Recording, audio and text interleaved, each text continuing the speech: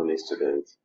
So, from where we stopped from the last class, we'll be looking at what we have learned so that we get a better understanding of the topic pattern.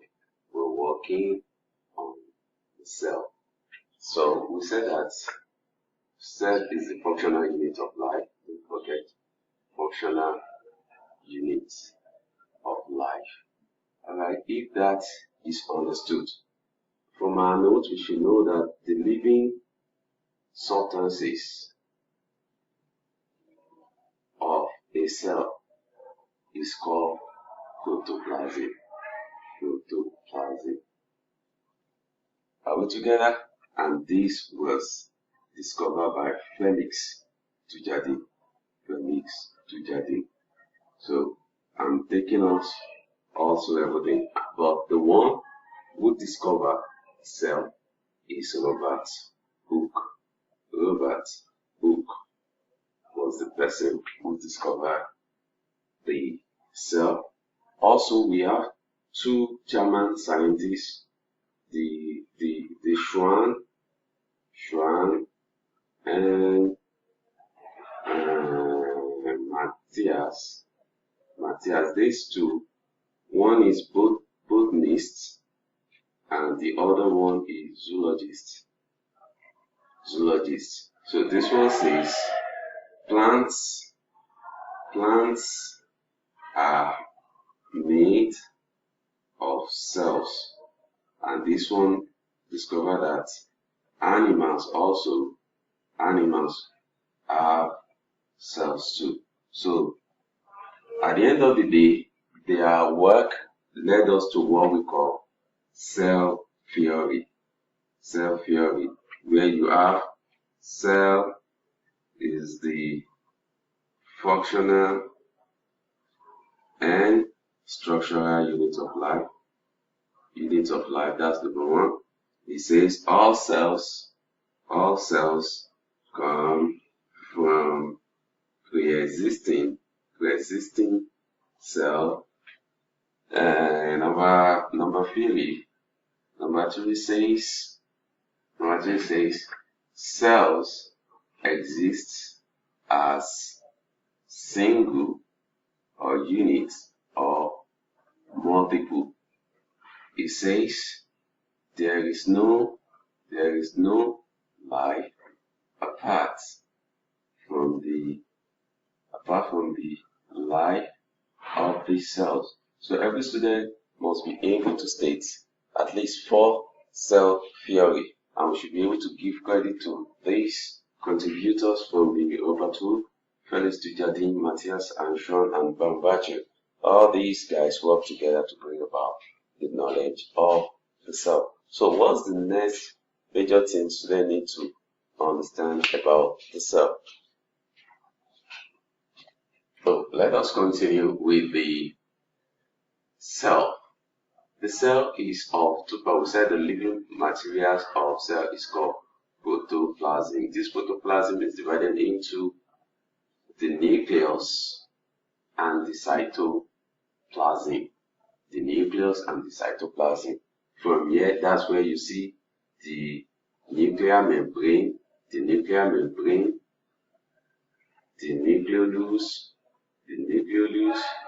the chromosomes. All these are members of the nucleus of the cell. What about the cytoplasmic material of the cell?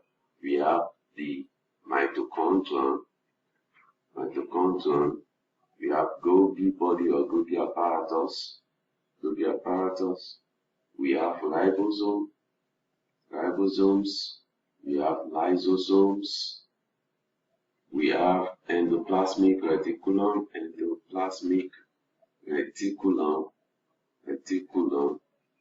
and so on. So with these two major protoplasmic material, one can construct a cell.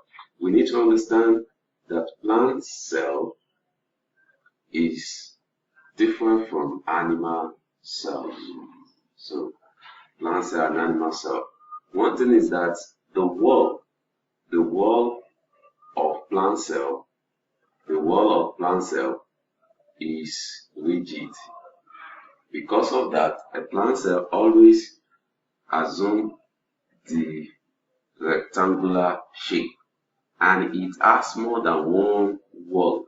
That is, this has a cellular cell wall aside from the cell membrane, but this one only has cell membrane because the wall is flexible. The wall of this is flexible. As a result, we mostly draw our animal cell in a spherical or round shape, and it has only one wall. In case you have to draw this, you should be able to differentiate between the two. Alright, so what are the things we have to put into the two cells we've drawn here? If you are drawing a plant cell, because of the unique nature of plant cell, you have to write this stuff that I used to tell my students that looks like a boot, like a kind of obeying boot or Timberland. So this is what we call vacuole. This vacuole in animal cell is tiny. So from this diagram, we are already picking differences. We said this one has cell wall and cell membrane. That's why you have double lines for the diagram of the plant, but this one has only one, which is called the cell membrane only. The cell membrane. We said this one has a large, it has a large vacuole. This one has a small, or in some cases, no vacuole. No vacuole. So what's the next thing now? We are still on this one. Every cell has nucleus. You represent your nucleus like this. Put your nucleus like this. So that's the next thing, nucleus of the cell, nucleus. So the next thing now, around the nucleus, there's a passage that led material into the nucleus of the cell and also can help material to leave the nucleus of the cell. This thing I'm drawing is what we refer to as endoplasmic reticulum. Endoplasmic reticulum. Endoplasmic reticulum. It can be either smooth or rough. This one we see here is the smooth. This one is the smooth endoplasmic reticulum. If I need to draw the rough one, let me provide the rough one here. You see what differentiates the smooth from the rough. So this one on his body, it has some dot material on his body. It's also endoplasmic reticulum, but it said this one is the nucleus. This is the nucleus. This is endoplasmic reticulum, but it is the rough endoplasmic reticulum, while this is the smooth endoplasmic reticulum. So close to this place, you have to put a ribosome close to the nucleus, because these two, the nucleus, endoplasmic reticulum, and ribosome work together in the process of protein synthesis and DNA replication. So I said close here, you put your ribosome. So ribosome is also ribosome here. What are the things? All these things must be in the two cells, but some have a specific shape, while some does not. Mitochondria has its own specific shape like this. Anytime you see something like this in your cell, it stands for the mitochondria. Mitochondria is just a matter of singular and plural.